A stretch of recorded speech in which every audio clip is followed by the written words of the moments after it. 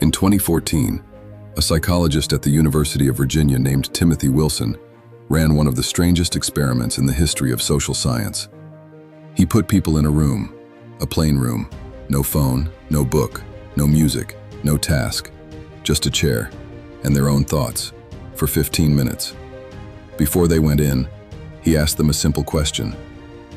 How much would you pay to avoid receiving a mild electric shock?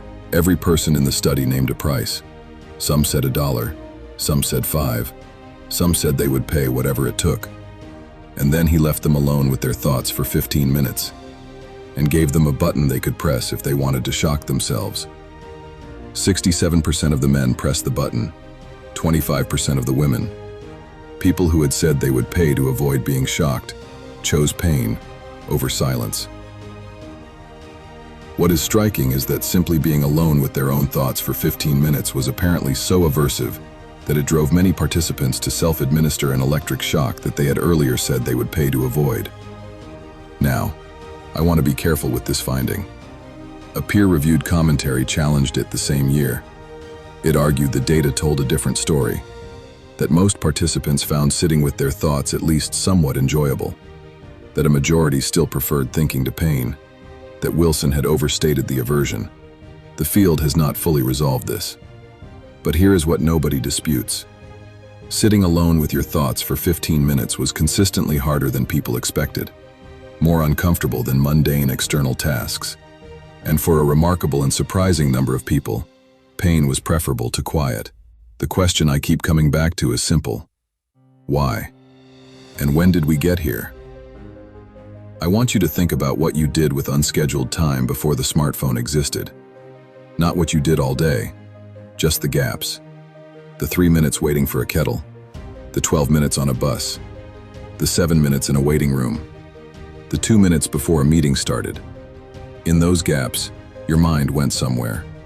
Not going anywhere specific, not working toward anything, just moving. It returned to conversations it had not finished processing.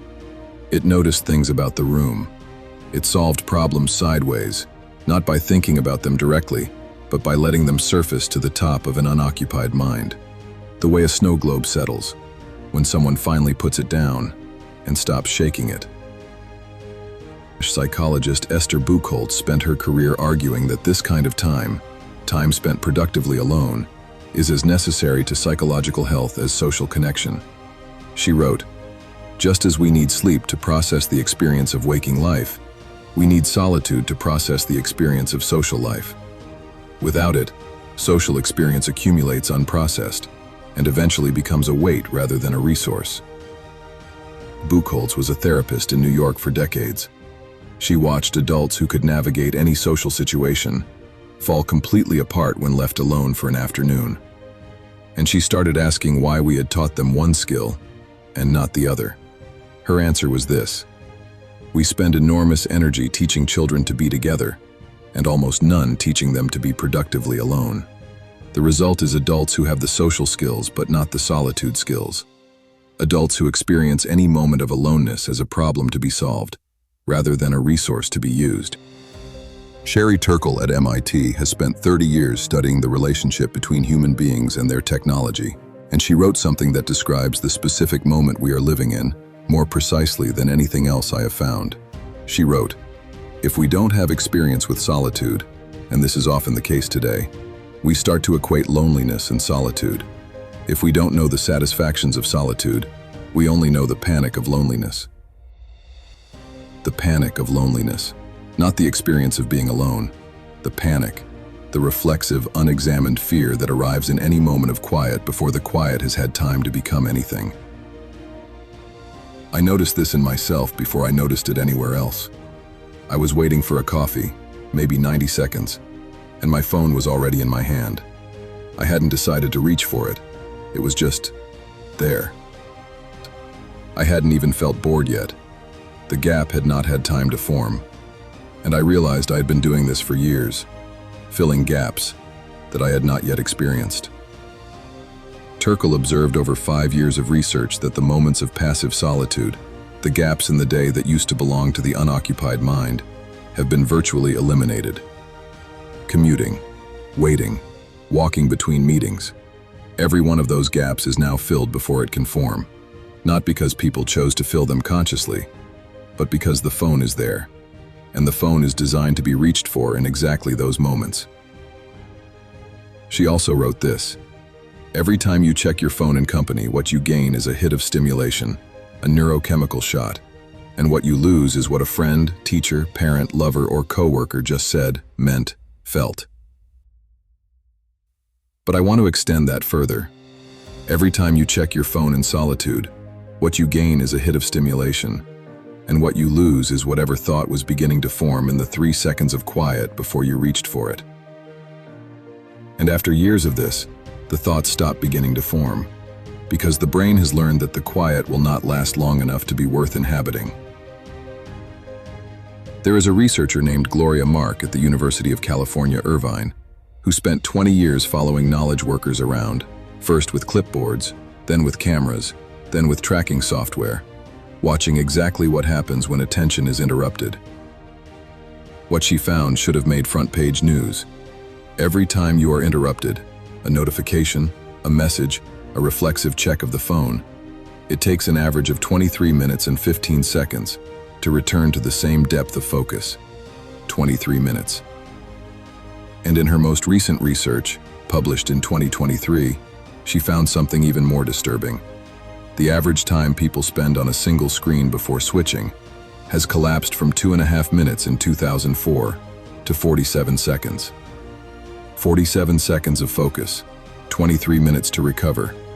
Do that math across a working day, and most people are functionally never in a state of deep thought, at all.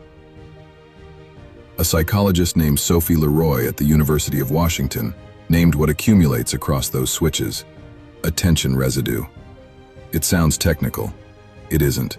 It just means part of your mind is still back there, on the thing you were doing before, even though you have moved on. The more switching, the more residue. The more residue, the shallower every subsequent thought. Think about the last time you tried to read something properly, a book, or a long article, something that required you to stay, and notice how long it took before you felt the pull. Not boredom exactly, something more restless than that. The sense that you should be checking something, that you were missing something, somewhere else. That feeling is not impatience. It is a brain that has been trained out of depth. And now think about what happens when that same brain finally sits in silence at the end of the day. It is not arriving at silence with a clear, rested mind. It is arriving carrying the residue of every unfinished thought, every half-processed conversation, every task it switched away from before it was complete. The silence is not empty. It is full. Full of everything the day generated and the brain never had time to process. That is the noise inside the silence. Not a character flaw, not evidence that you are bad at stillness. The accumulated cost of a day spent never going deep. And when the noise arrives, you do what Wilson's participants did.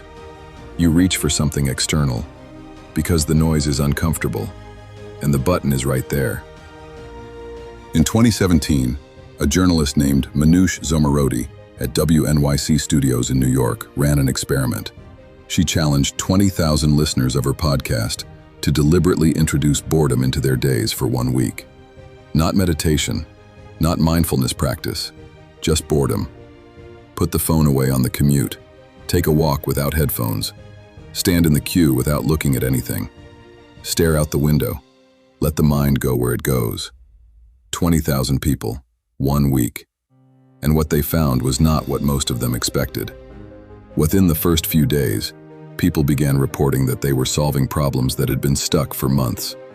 The creative ideas did not arrive during the boredom sessions. They arrived in the hours after, while people were doing something else entirely, as if the unoccupied mind had kept working in the background and was now ready to show them what it found. If you watched the previous video in this series, you already know what the default mode network does when it is finally left alone. For everyone else, it is simply what the brain does when nothing is demanding its attention, the mind's natural resting state. And it turns out, left alone, it is anything but idle. When the brain is genuinely bored, truly bored, not entertained, not stimulated, not occupied by low-grade digital input, it imagines. It makes unexpected connections between things it has stored but not yet linked. It plans, it rehearses, it creates. Boredom is not the absence of thought. It is the doorway to a different kind of thought. The kind the brain only gets to when it has run out of external content to keep it busy. And we have engineered that doorway almost completely shut. There is something that Turkle said that I want to end with. Not the statistics, not the data, something quieter. She said, solitude, the capacity for solitude, built up in childhood and developed throughout adolescence, is necessary in order for us to come to conversation with something to say that's authentically ours. Something to say that's authentically ours. Because I think that phrase is what this entire series has been circling. The loneliness in video 5, the homesickness in video 8, the belonging hunger that runs beneath both of them. These are not just problems of connection, they are problems of self, of not knowing quite who the person is that is trying to connect. If you have never been alone long enough to know what you think, really think, not performed think, not what the algorithm has been feeding you, then the version of yourself that shows up in a conversation is not quite yours. It is a collection of inputs, reassembled, optimized, presented. The noise inside silence is not just the residue of a distracted day. It is the voice of a self that has not had enough quiet to know what it sounds like. Wilson ran his experiment as a test of discomfort. 15 minutes in a room, nothing to do, just your own thoughts. But I think it is also a prescription. 15 minutes, every day, without filling it. Not because it will be comfortable, it probably won't be, at first. But because what arrives in the quiet, even when the quiet is noisy, is the beginning of something that belongs to you. And in an age that fills every silence before you can hear what's inside it, that something is the most radical thing left.